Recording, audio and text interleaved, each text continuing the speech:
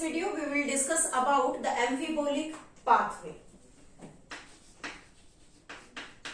Amphibolic pathway. एम्फीबोलिक means एक ऐसा metabolism जिसमें कैटाबॉलिज्म और एनाबॉलिज्म दोनों प्रोसेस कंटिन्यूअसली रेगुलर मैनर में वर्किंग में रहते हैं. कैटाबॉलिज्म जिसमें कुछ डिस्ट्रक्टिव प्रोसेस होता है. डिस्ट्रक्टिव प्रोसेस मीन्स कोई हम ये कहें कंसीडर करें कि कोई कॉम्प्लेक्स मॉलिक्यूल है. That complex molecule when broken down into the simpler molecule, that is the reaction of the catabolism.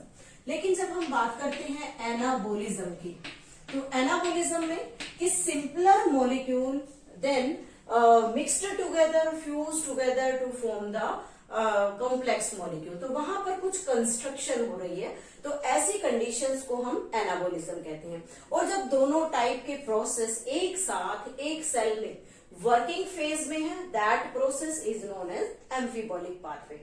इस एम्फीबोलिक पाथवे को हम ऑक्सीडेटिव रिएक्शंस की हेल्प से समझेंगे. लास्ट वीडियो तक हमने complete oxidation of glucose molecule को स्टडी किया, जिसमें हमने glycolytic pathway, link reaction, oxidative phosphorylation, we can say ETS, as well as the Krebs cycle, all parts हमने स्टडी किए. और अल्टीमेटली एक रिजल्ट निकल कर आता है कि ग्लूकोज जब ब्रोकन डाउन होगा with the presence of oxygen, then ultimately the carbon dioxide and water is produced and a large amount of energy produced from that. लेकिन अगर कुछ ऐसे सीड्स हैं या ऐसे फूड सबस्ट्रेट है, या हम कहें रेस्पिरेटरी सबस्ट्रेट है अदर देन द ग्लूकोज और कार्बोहाइड्रेट, तो उनमें किस तरह से रेस्पिरेटरी ब्रेकडाउन होगा वो हम इस प्रोसेस के अंदर डिस्कस करेंगे. तो सबसे पहले हम सिंपल कार्बोहाइड्रेट के जो इवेंट्स हमने बनाए थे through the process of glycolysis and Krebs cycle, वो देखते हैं. सबसे पहले हमने यहाँ स्टडी किया कार्बोहाइड्रेट.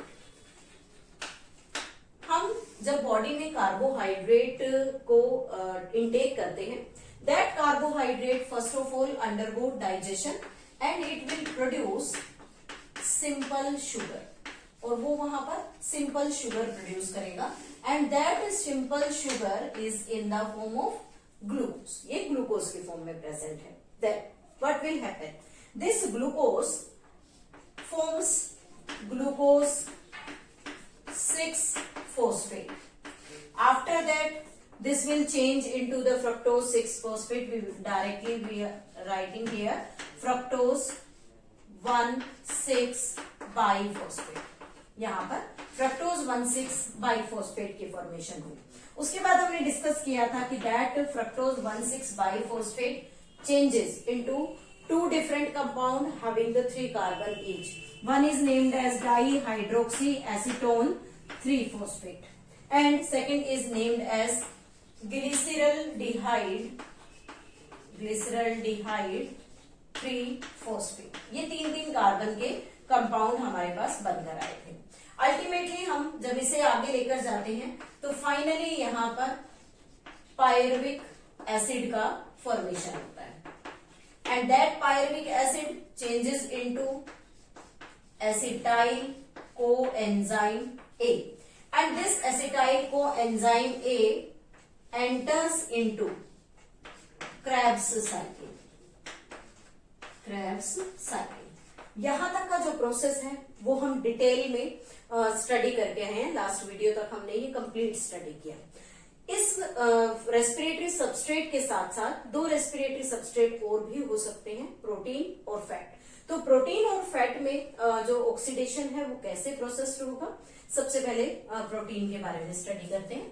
तो we are taking here proteins. As you know, when we take protein, then these proteins changes into amino acid.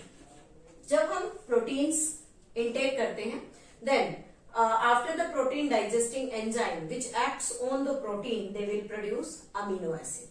Then this amino acid undergo deamination reaction. Deamination is the removal of amino group, deamination में amino group को remove कर दिया तो सिर्फ वहां पर acidic group बचेगा, that is COOH। जैसे ये रिमूवल हुआ अमीनो एसिड से अमीनो ग्रुप का, that amino acid changes into this pyruvic acid and that pyruvic acid again changes into acetyl coenzyme and it will undergo Krebs cycle. Further, the breakdown of the protein or you can say amino acid takes place in the Krebs cycle. If we take the molecule that having the fat, if the fat is the main respiratory substrate, then what will happen? First of all, this fat undergo breakdown that will produce fatty acid molecule as well as glycerol molecule. Two compounds produced here. This glycerol molecule changes into dihydroxyacetone 3-phosphate and that dihydroxyacetone 3-phosphate convert into the glyceraldehyde 3-phosphate. After that this cycle will carry on. Same as in case of the glucose respiratory substrate. But what will happens during this fatty acid? This fatty acid undergo beta oxidation. This fatty acid undergo beta oxidation process. और इस beta oxidation process से ये fatty acid directly acetyl coenzyme में change होगा and that acetyl coenzyme again take part into the Krebs cycle and helps in the production of the amount of ATPs. So इस process से हम यहाँ देख रहे हैं कि फर्स्ट ऑफ ऑल यहाँ पर कैटाबोलिज्म है कि कॉम्प्लेक्स फूड मैटर सिंपलेस्ट में कन्वर्ट हुआ, same is with this protein changes into the amino acid. After that यहाँ एनाबोलिज्म है कि डिफरेंट टाइप्स के प्रोडक्ट्स का सिंपलेस्ट थिंग से फॉर्मेशन हो रहा है और उसके बाद हम देखते हैं कि Krebs साइकिल से इनॉर्मस अमाउंट ऑफ एनर्जी यहाँ रिलीज होती है। इस प्रोसेस से हम अमाउंट ऑफ एनर्जी को भी कंसीडर कर सकते हैं कि कितने एनर्जी अमाउंट यहाँ पर रिलीज होगा। जैसे हमने ग्लूकोज से Krebs साइकिल तक कंप्लीट होने तक डिस्कस किया कि 36 to 38 ATPs रिलीज होते हैं। इसी तरीके से अगर प्रोटीन को कंसीडर करें तो प्रोटीन की एनर्जी भी काउंट की जा सकती है। हाउ? सबसे पहले तो यहाँ तक जैसे प्रोटीन का जो कनेक्शन है वो डायरेक्ट पायरुविक एसिड से है और पायरुविक एसिड से Krebs साइकिल तक हमारे पास कितने एटीपीज रिलीज होंगे पर मॉलिक्यूल, तो पर मॉलिक्यूल यहाँ पर 15 एटीपीज रिलीज होते हैं। कैसे? 12 एटीपी 1 Krebs साइकिल में प्लस 3 एटीपीज यहाँ पर, बिकॉज जब पायरुविक एसिड एक एसिटाइल कोएंजाइम में चेंज होता है तो 3 एटीपीज प्रोड्यूस होंगे with the help of 1 NADH2। तो 12 from the Krebs cycle and 3 from this link reaction, total 15 ATPs will produced here. इसी तरह से हम फैटी एसिड और ग्लिसरॉल से प्रोड्यूस्ड एटीपीज को भी यहाँ पर काउंट कर सकते हैं। So this is all about the amphibolic pathway.